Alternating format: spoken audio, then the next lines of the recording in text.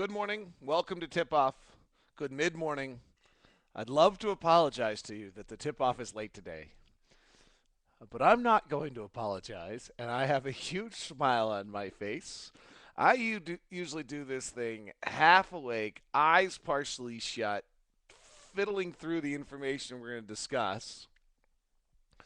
Today, I had this wonderful experience, and my only thought I have right now is did we all know what we were giving up when we had kids?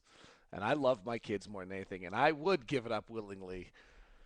But my children went to Beauty and the Beast last night with some friends and then stayed at their house. So I came in at 2 last night, and I woke up when I wanted to in my own house.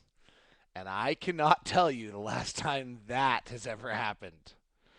The only other time I can ever think of that is probably at the day after the end of the season. Sometimes I just sleep for like 20 hours.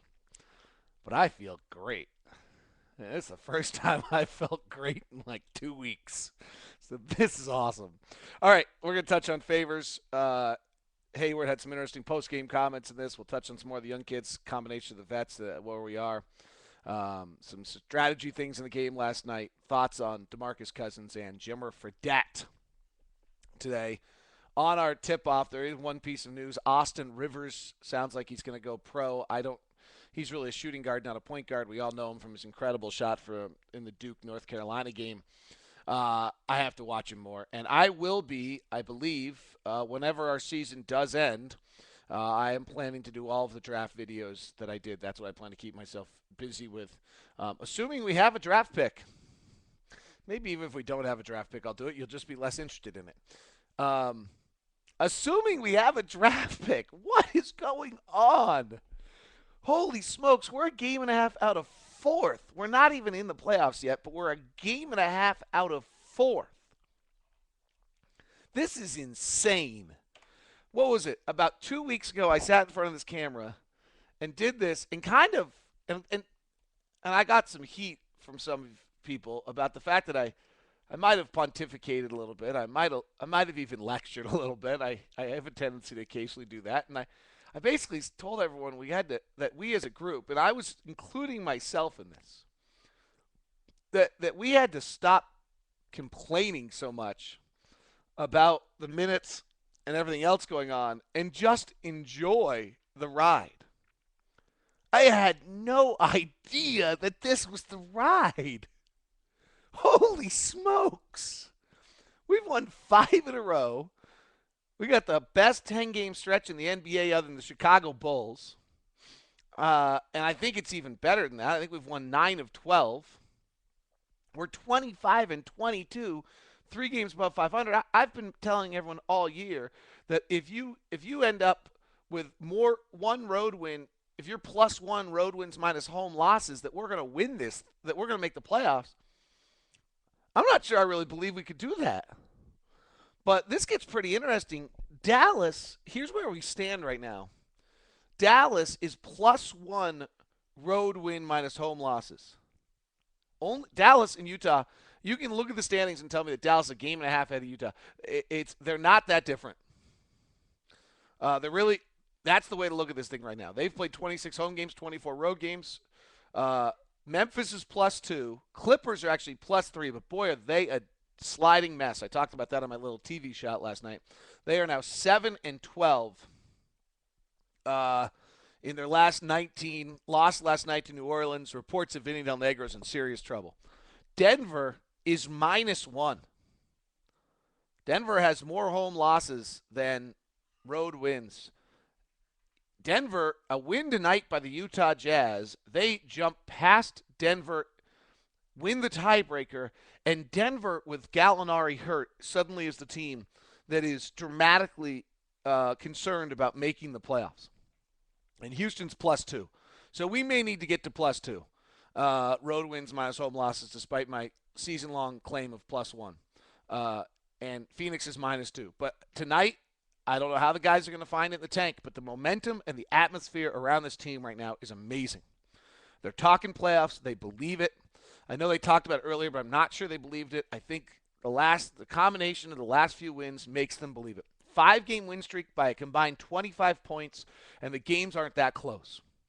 Now, I will caution you for a moment that what that really means is that we've made some slight adjustments. We're probably a little better than we were earlier, and we're winning some games. However, I'm not sure we're dramatically better than we were before. We're just in the statistical world. What that just means is you're winning games you used to lose, or you're just gotten that little notch. We'll see. It's not like we're running people out, and I love the enthusiasm right now. I got a tweet. We should never lose a 14-point lead against. Come on, it's the NBA. If we're going to be like the Lakers and the Thunder, okay, whoa. We went from being predicted to be the worst team in the Western Conference to now all of a sudden people want us to be like the Lakers and the Thunder.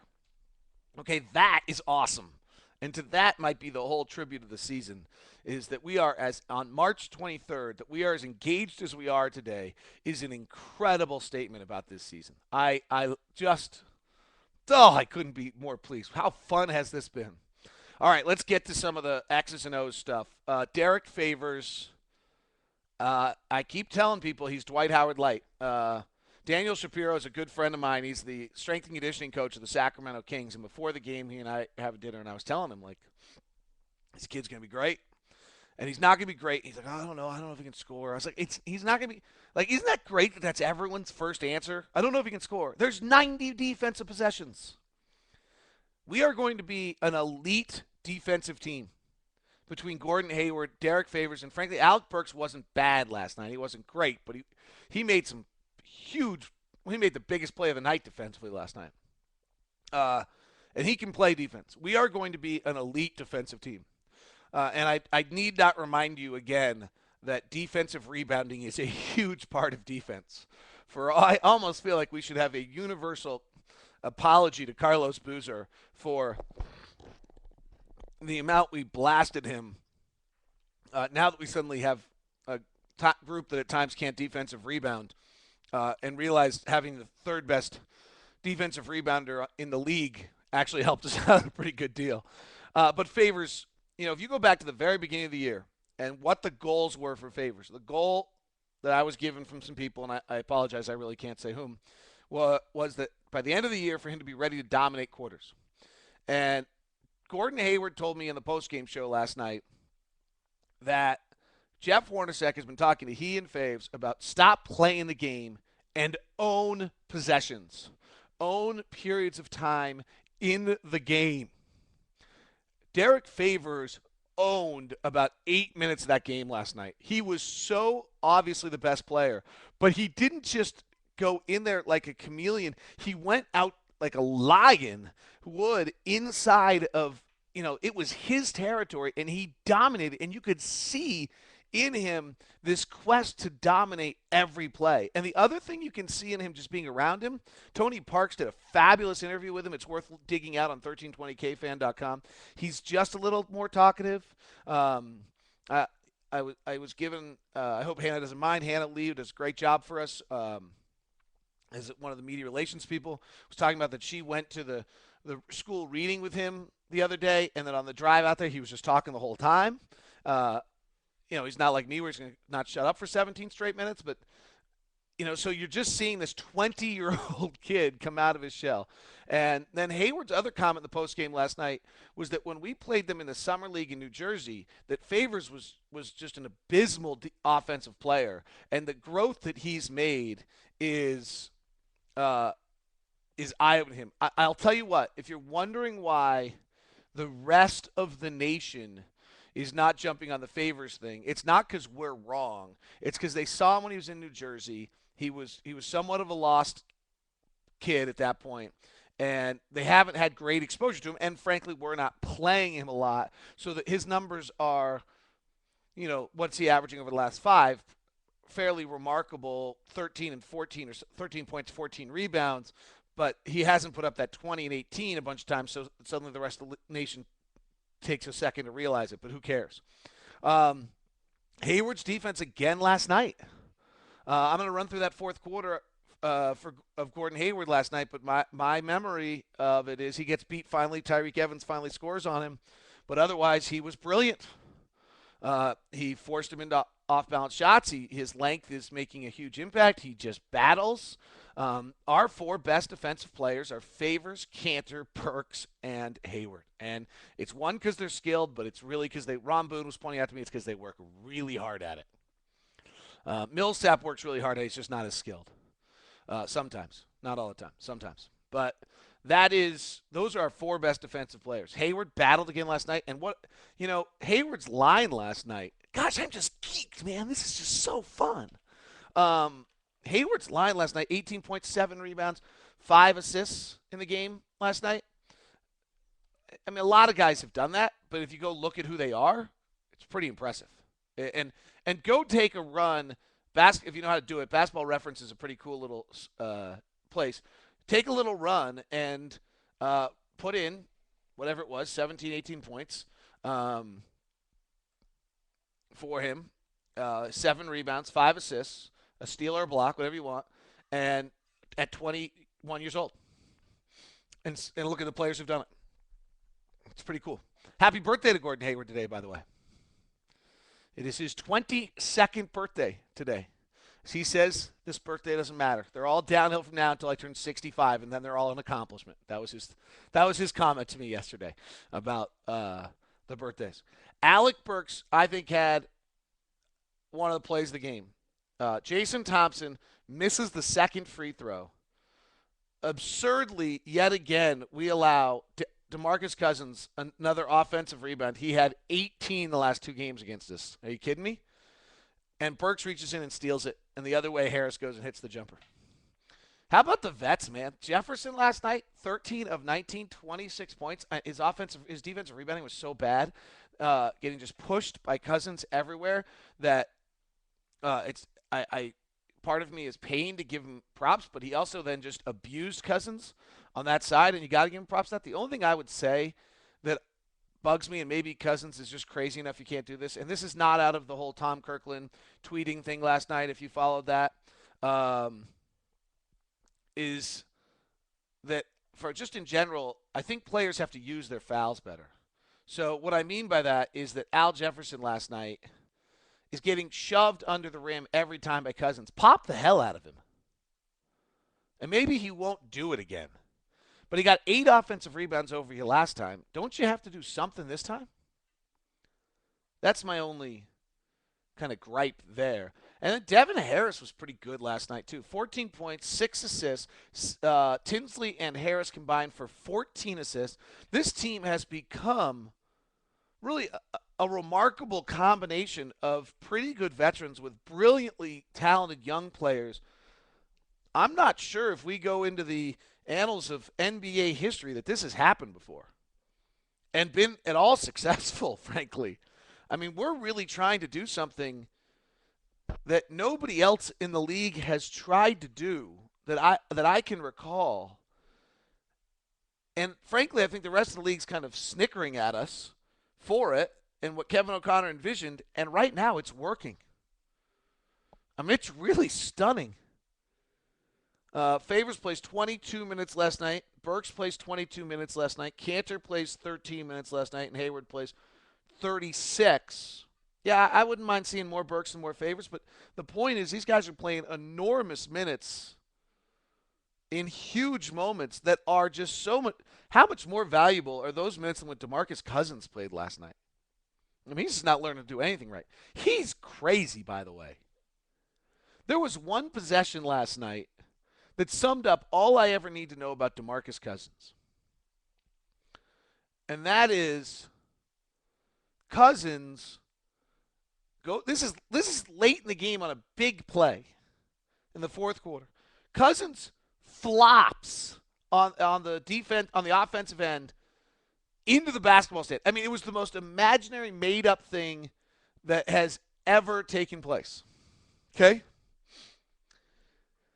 The Jazz go the other way. Harris outlets to Hayward. Hayward, who is the brightest player I have seen. I'll give you 3 examples of that in a minute. Takes the ball to the rim, gets a foul. Cousins then stands at midfloor, rips his mouthpiece out, haranguing around, banging up and down, going nuts because he didn't get a call on a play that didn't exist. Well, he just, because he did all of that, allowed an easy opportunity for Gordon Hayward. Three examples of what an incredibly bright player Gordon Hayward is. That play right there. His general understanding of the injury to Josh Howard and what it needs. He has 15 rebounds in the last 2 games. And he was really a horrendous rebounder prior to that. 6 of those were on the defensive end last night. 3, the last play of the game, they inbound to Marcus Thornton. And if you watch the Jazz, Paul Millsap and Gordon Hayward are the 2 guys out on him. Neither of them started the play guarding Marcus Thornton. And this is so, in one sense, such an obvious play, but in the other sense, it's such a big deal. And that is that they both were smart enough to say, all right, the minute this ball is inbounded, who I'm guarding is irrelevant because no matter what, it is going. The guy who gets it has to shoot. And they both left their man and got into the face of Thornton, and there was no way he could get a good look. And that's a really heady play because the play picked off Alec Burks on that in a big way. Few other notes for you. One, offense, defense, substitutions late. I was going nuts. I wanted Derrick Favors in the game. I was like, oh my gosh, I can't believe Ty's missed this, and I'm losing it. I mean, I was losing it. I was so pissed. And I was wrong. At one point, Keith Smart called what looked like a full timeout, which would have allowed a substitution, and he changed it to a 20. And unless if the other team calls a 20, if I have this right, unless he does not, unless the other team makes a substitution, you cannot make one as well. So there was no, unless Ty burned a timeout, and he did have 1:20 left, I believe, at the end of the night. So in theory, he could have, but boy, that's an important one to leave in your back pocket. We saw Jerry Sloan win a lot of games that way. He could not make that substitution. But yes, when Marcus Thornton got to the rim on a shot that Derrick Favors would have blocked, I was with all of you going, oh my gosh, there was no defensive offensive substitution. But without a 20-second timeout, by calling a 20-second timeout, they actually couldn't do it. Last thing for you, Jimmer.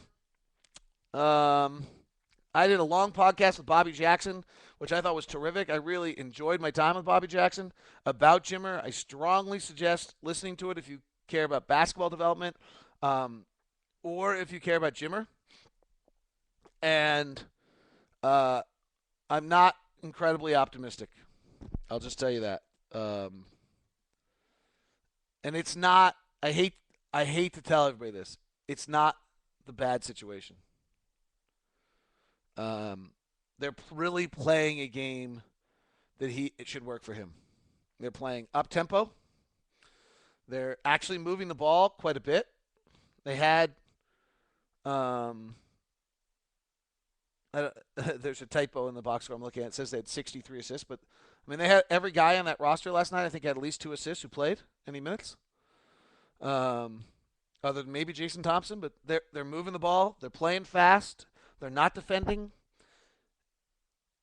They play multiple guard sets. It's really everything that Jimmer needs. And it's not there. And they don't have great guys, but this is the NBA, man. Guys don't lose their careers because they have, funky guys around them. Good players can handle that. That one's a little. There's some bizarre personalities there, but that's not an explanation. Jimmer's heading much closer toward Eddie House right now than even I thought, and I was not big on his pro prospects. I think he'll have some point somewhere along the way in an NBA career in a given year where something breaks for him, but he's just having it. His dribble handle is not good enough. I've seen that every time I've watched him. I saw it in college. I talked about that in college. Nobody else wanted to talk about that. He under pressure, he's not a good dribbler. And so he's not great off the pick and roll, and he gets trapped on the pick and rolls. And he can't get rid of the ball, which is making it very hard for him to play point guard. Bobby Jackson talks about this in the podcast. His shooting's still great, but he's not athletic enough just to beat people. I just have a hard time having a defensively. He's not good. I'm having a very hard time envisioning where he's going to be good in this league, having watched him now a lot this year.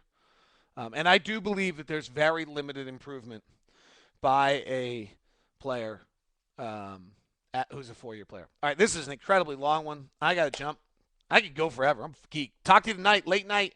Denver Nuggets tickets available. Hope to see you. Season tickets for next year available. 801-325-2999. Tell them you heard it on Locked On Jazz, and you'll get absolutely nothing for it.